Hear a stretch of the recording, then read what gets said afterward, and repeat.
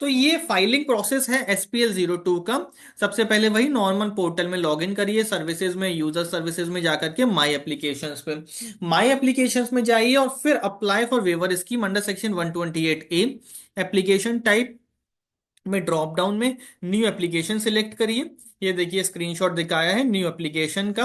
New application में SPL01, ये यहाँ पर कहने this form will be made available soon, अब ये आ गया है आज ही की एडवाइजरी में, इसको भी फॉर्म को इशू कर दिया गया है।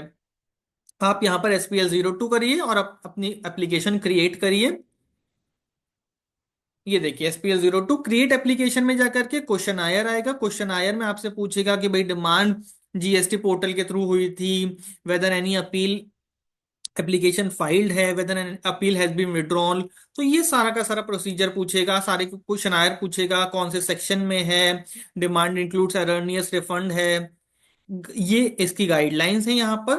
Whether the demand is issued, तो आपको क्या बताना है भाई, यहाँ पर क्या क्या है, मतलब जो जो आपके क्वेश्चंस हैं वहां पर उनके लिए इन्होंने आंसर बताए हैं कि भाई ये केस है तो क्या आंसर होगा, ये केस है तो क्या आंसर होगा। Whether any appeal is filed, तो अगर अपील है तो उसका अपील का बताना होगा।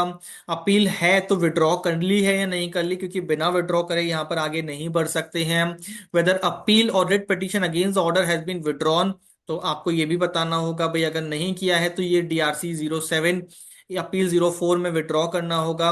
Whether the order issued under section 73 74, तो ये सिर्फ और सिर्फ 73 पर एप्लीकेबल है। Whether the order covered under section 75, yes और नो बताना होगा। Whether the demand order includes any erroneous refund, तो आपको बताना होगा। ये सारे के सारे मैंडेटरी क्वेश्चंस आंसर करने के बाद नेक्स्ट बटन पे क्लिक करना है। SPL02 फॉर्म डिस्प्ले हो जाएगा। उसमें ये बेसिक डिटेल्स भरनी है, mobile number, email ID, jurisdiction, address, फिर डिमांड ऑर्डर की डिटेल्स भरनी है, order number, date of issuance, section कौन से में आया है, ये सारी डिटेल भरनी है, order ID, select order reference number और manual entry, demand order issued against will be available for selection in case the demand order is issued offline and the demand order is not available, तो आप manual entry भी कर सकते हैं। Date of issuance of order आपको बताना होगा, section under which order has been issued, appeal है तो क्या किया है, अपील विड्रॉ कर ली है या नहीं कर ली है, whether demand order involves demand, ये सारी की सारी आपको बातें बतानी है किस पीरियड का है।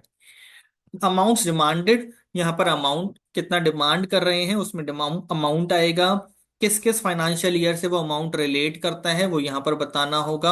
Out out of the demand in table 3A ITC denied section 64 16 4 16 5 16 6 में कितना है, इसके ऊपर भी एडवाइजरी आई है, उसके ऊपर भी हमने एक सेपरेट वीडियो बनाई है, उस वीडियो का लिंक हम आई बटन डिस्क्रिप्शन में डाल देंगे, जिसमें 16 4 का जो आपका ITC था 16 5 16 6 में अलाउ कर दिया गया है, तो उसके लिए आपको कैसे अप्लाई करना है।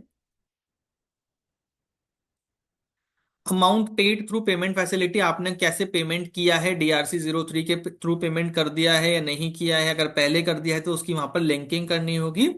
ये पूरा प्रोसीजर करने के बाद आपको फॉर्म को for the demand order the DRC 03 filed वाले text will be available in the drop down, acknowledgement number आपको वहां से सिलेक्ट करना है।